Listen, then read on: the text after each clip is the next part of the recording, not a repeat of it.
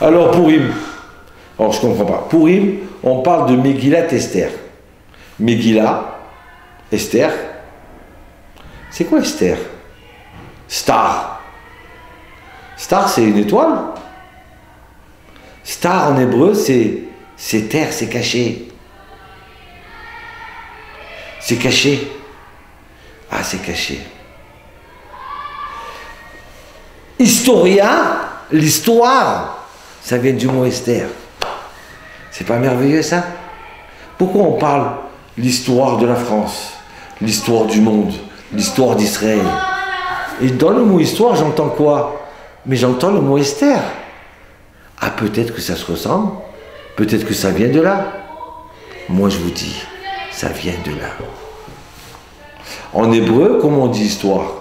On dit comme ça, Historia. Et le Rav Kook, il dit, on divise le mot en deux. C'est Esther, Ya. C'est quoi Ya? Ya, c'est Dieu. Comme on dit Alléluia. Donc Esther, c'est Estheria. Donc l'histoire, c'est la main de Dieu cachée.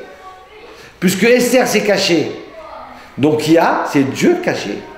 L'histoire, tu as le miracle où c'est Dieu qui se dévoile. Et tu as l'histoire normale où on croit que d'un seul coup, Obama a décidé de faire ça. Et Napoléon de faire ça.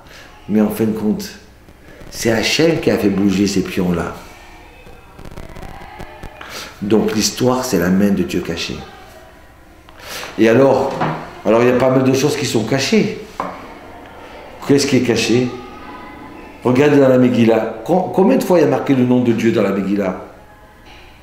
0. Pas une seule fois. Pourquoi? Comme c'est pour nous dire que c'est une histoire qui est politique, géopolitique. Par hasard, Esther est devenue reine. Par hasard, Mordechai a entendu qu'on connaît cette langue. Et par hasard, Aman il est arrivé. Et que des hasards. Et regardez comme c'est beau. Le mot hasard en hébreu, ça veut dire aider. Comme si c'était aidé par le ciel. Donc, il n'y a pas le nom de Dieu dans la Megillah. Et comment elle s'appelle Megillah? Ça veut dire quoi Megillah? Megillah, ça vient du mot légalote, dévoilé. Donc si je traduis bien Megillat Esther, notre livre de Esther, ça veut dire Megillah dévoilé, Esther caché. Donc je dévoile ce qui est caché. Donc à Pourim, je dois dévoiler ce qui est caché. Ça veut dire je dois, au lieu d'expliquer que tout ça, ça a été une histoire géopolitique, je dis non, tout ça, ça a été manigancé et dirigé, organisé par le Dieu vivant, Hachem Yitbarach. C'est lui qui a mis Esther. C'est lui qui a fait juste à ce moment-là que Mordechai l'entende et qu'il comprenne la langue de ces espions-là. Aïe, aïe, aïe, aïe. Dans le Témélilim du Hallel, il y a marqué Alléluia et Hachem Kol Goïm. Vous allez, vous les Goïm, remercier Dieu, glorifier Dieu à la fin des temps. Pourquoi? Parce que les Goïm me disent, mais on avait prévu une bombe là-bas. Et d'un seul coup, Dieu, il a détourné la chose. Et on avait prévu une roquette là-bas. Et on avait prévu qu'elle doit tomber sur Jérusalem. Elle est tombée à côté. Elle est tombée dans la mer. Elle est tombée là. Combien de fois on avait prévu des choses? Et à la dernière seconde, ça a détourné. À la dernière seconde, ça a explosé dans notre figure. Les Goïm, ils savent mieux que nous comment Dieu il a dirigé ce monde-là, en sauvant le peuple d'Israël. Donc la Megillat Esther, c'est dévoiler la chose cachée. Et si on regarde bien dans notre vie, les gens te disent, moi j'ai réussi dans les affaires. Mais si je n'avais pas rencontré juste cette personne, au moment où il fallait, si je n'avais pas décidé juste de faire ça et pas ça, ça a été toutes sortes de coïncidences.